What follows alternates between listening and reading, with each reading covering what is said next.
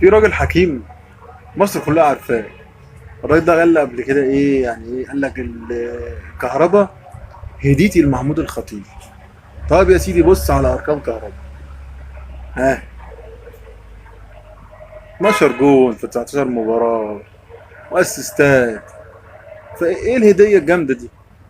نفس الراجل بقى الحكيم ده رجع بقى ايه يعمل حكم على ناسه بقى. قال لك محمد عبد الغني راكب عربية بي ام، ده كان جاي راكب توك توك، وفتوح وعبد الله بيشربوا حشيش. ايه يا عم، يا عم حرام عليك يا عم، انت بتقول ايه؟ انت بتقول ايه؟ انت فعلا راجل حكيم، انت اكيد في حاجه انت تقصدها. مفيش حد في الكوكب فاهمها غيرك انت. انت عارف نتيجه اللي انت بتعمله ده ايه؟ بجد والله ادي نتيجه اللي انت بتعمله. راجل بطل خلاص، ما بقاش زملكاوي، في ناس منه كتير.